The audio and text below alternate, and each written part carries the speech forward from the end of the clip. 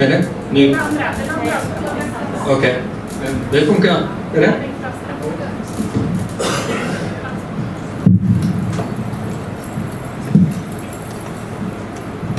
Okej, ursäkta. Hej allihopa!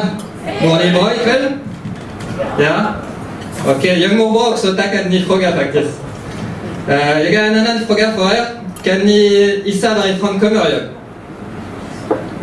Vad sa du? Nej, det... Nej. Nej. Nej. Lite mer norrut. Norrut. Det kan bli Kanada för att ni tänker att jag är franskt om det. Men ni säger inte Kanada. Men faktiskt det är inte Kanada. Det står här. Kan ni läsa? Sverige. Men jag ser ut inte svensk eller... Ni tror inte på mig kanske. Men jag är svensk föräldrar. Men jag växte upp i Frankrike faktiskt. Ja. Och jag är också en riktigt svenska namn. Faktiskt Damani ser ut inte svensk. Men det är en svensk namn också. Jag måste förklara lite kanske. Så jag heter Daniel Mats Niklas Bengtsson. Vi kan inte bli mer svensk än den tror jag. Och när jag växte upp i Frankrike som jag sagt. Människor kunde inte vänta att jag pratade inte svenska med en namn sådär. Så hela tiden folk kom till mig och frågade till mig. Jag såg den konstiga namnet, ordet på IKEA, kan du översätta det? Och jag bara, ja självklart, det betyder knulla din mamma. Jag var jättetrött att ha den frågan hela tiden. Det var lite frustrerande också. Men när jag flyttade i Sverige, det var också lite konstigt faktiskt med mitt namn. Så till exempel en gång Skatteverket ringde mig och de frågade, kan vi prata med Daniel Bengtsson? Jag sa, ja det gör. Och de trodde inte på mig. Så de frågade mitt personnummer, jag gör det till dem. Och sen de sagt, nej, vi vill inte prata med Daniel Dupont, vi vill prata med Daniel Bengtsson. Jag visste inte att svenskarna kunde göra lite skoja sådär.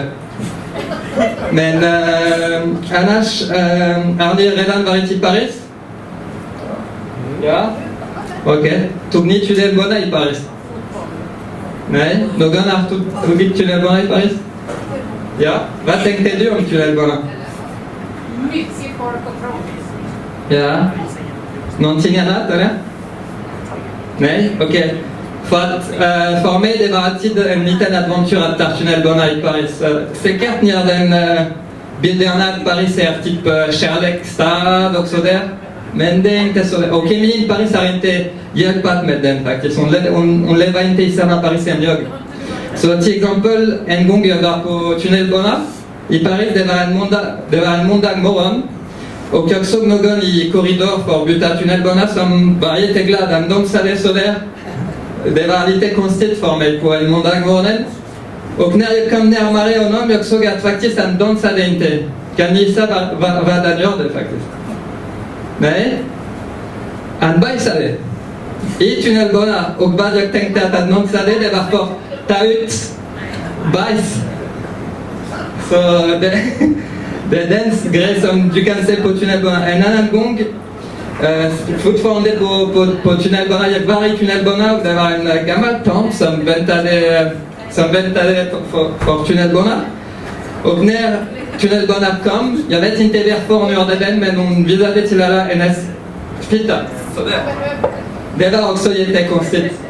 Och självklart hon valde att komma och sitta nära mig i tunnelbana och hon började prata med mig och jag tror att hon provade att ragga mig.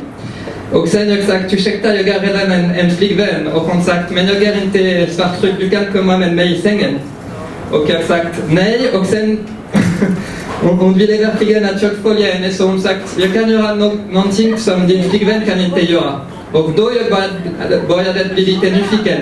Och jag sagt, okej, vad kan du göra då? Hon sagt, jag kan ta ut mitt tänder. Det var också lite konstigt för mig. Annars faktiskt jag måste komma, det är min första gång här, men jag måste komma i december. Men istället jag var i sjukhus för en jättekonstigt, det kan hända bara till mig. Jag var i sjukhus för att jag hade en problem i testikul faktiskt.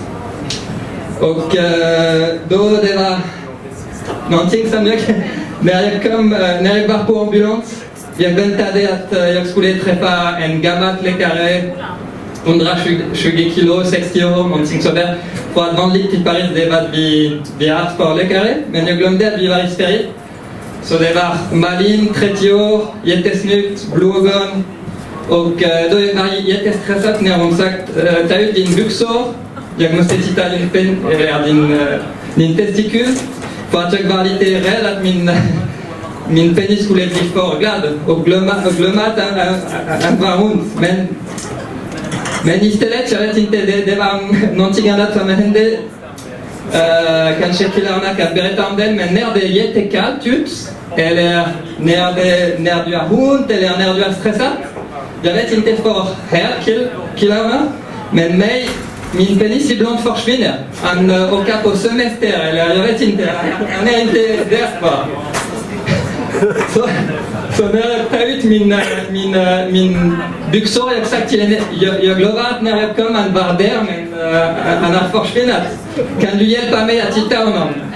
Och hon provade att hjälpa mig, hon tittade under sängen och sådär. Och sen jag tror att den är tillbaka. Det var lite konstigt. Men den dag också, det var jättekonstigt för att jag hade aldrig visat min penis till så många människor i samma dag. Bara kvinnor faktiskt. Jag tror att jag har visat 15 gånger. Och hela tiden jag ville inte visa den, men sen grund av tack till morfin, jag började att bli lite glad och då jag ville visa hela tiden min penis. Och då det var någon, en tjej som kom på rummet och direkt jag visade, jag sagt du kom för att titta min penis och jag visade till henne och hon sagt ursäkta mig, jag kom bara för att tvätta rummet. #MeToo, Daniel, hej! Nej, så det är klart för mig, tack så mycket för ikväll.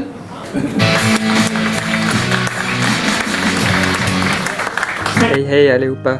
Så i torsdags, det var min första gång i Plan Comedy i Gävle. Det var supercoolt, en superstor scen, jättetrevligt. Jag hoppas att jag ska köra där igen och nästa gång jag ska köra lite bättre. Jag har många idéer som kom efter den scenen. Så det är supercoolt för mig. Som vanligt, jag gillar att bli på scenen och hela tiden jag har mer och mer idéer. Tack så mycket att ni tittade. Vi ses snart.